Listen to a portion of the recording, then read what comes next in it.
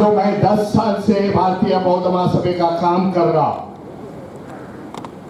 बौद्ध धर्म का प्रचार और प्रसार इस देश में कर रहा हूं, मैं समझता हूं ये 3-4 घंटे में जो प्रबोधन का कार्यक्रम हो गया, विविध राज्यों से अपने समाज के प्रमुख यहां अपनी बात रखी,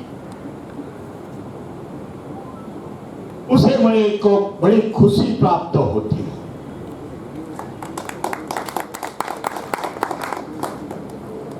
हम मूवमेंट आगे लेके जाना चाहते हैं। अरे बड़ी खुली से बात आज इस अंबेडकर भवन के मंच से बोली।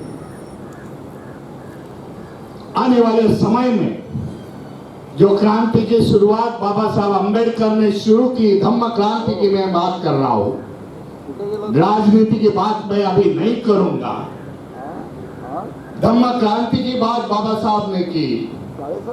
बाबा साहब को उम्मीद थी कि इस देश के schedule caste, schedule tribe, OBC समाज एक समय आएगा कि बुद्ध की धम्म की ओर, बुद्ध की मूवमेंट की ओर चलेगा। मैं आज देख रहा हूं।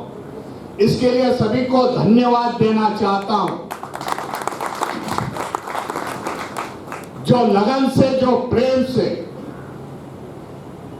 अपने सभी ने बात रखी है। आने वाले समय में इसके रिजल्ट देखेंगे। आपको यही चेतावनी देना चाहता हूं, जो बाबा साहब ने देखे गए हैं कि बाबा साहब ने उस समय बात रखी है जो उनके बुक में है, क्रांति और प्रतिक्रांति, revolution, anti revolution in India. और 2 मिनट में आपको बताना चाहता हूं। बाबा साहब कहते हैं जब क्रांति की शुरुआत होती है तब कहीं ना कहीं प्रतिक्रांति शुरुआत होती है। आज इस देश में क्रांति की शुरुआत हो गई। जो धम्म की क्रांति है, सामाजिक क्रांति है।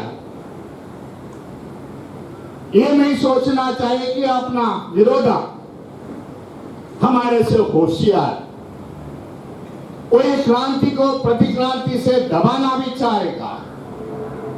इसके लिए हमें होशियार होना पड़ेगा कि हमारी क्रांति कैसे आगे निकल जाए।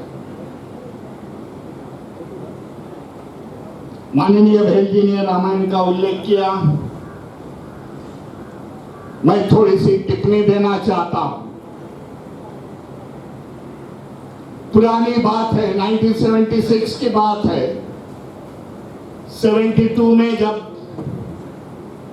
सुप्रीम कोर्ट में जजमेंट आ गया, वहां के सीजे, सुप्रीम कोर्ट ऑफ इंडिया के चीफ जस्टिस से, जस्टिस भगवती, आज भी उनका नाम बड़े प्यार से, बड़े लगन से पीएन भगवती नाम लेते हैं, जो वकील हैं।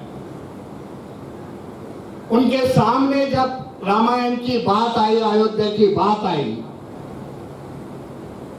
तो उन्होंने अपने जजमेंट में लिखा, जो केस यादव समाज के लोगों ने, यादव समाज के लोगों ने फाइल किया था, उस समय भगवती ने अपने जजमेंट में लिख लिया है कि ये सब काल्पनिक है। रामायण पूरा काल्पनिक है। किसी भी हिस्ट्री में, किसी भी आर्कियोलॉजिकल डिपार्टमेंट में, गवर्नमेंट ऑफ इंडिया में इसका कौन सा भी सबूत नहीं है। आपने देखा होगा, आपने पढ़ा होगा कि इस देश का इतिहास 5000 सालों से मिल रहा है।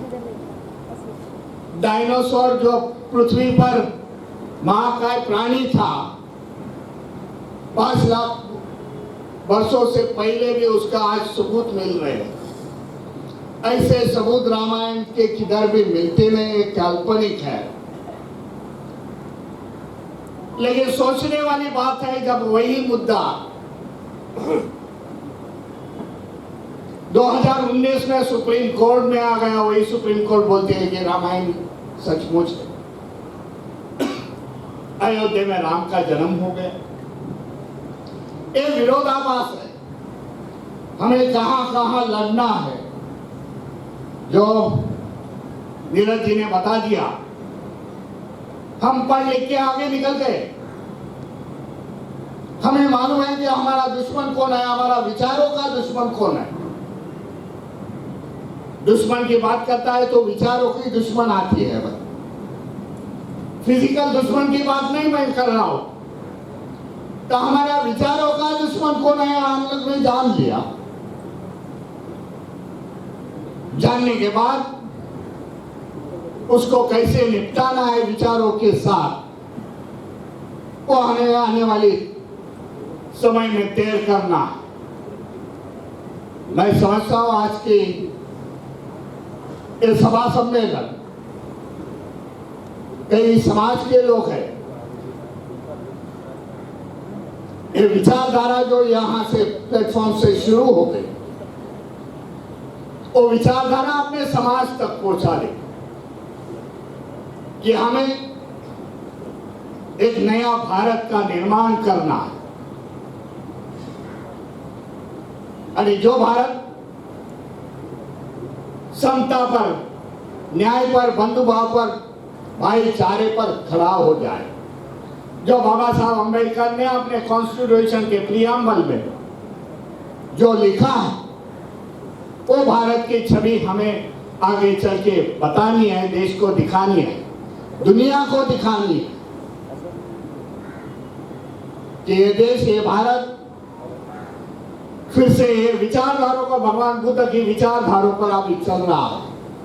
मैं सभी को धन्यवाद देना चाहता हूं कि आप इतनी बड़ी संख्या से यहाँ आ गए।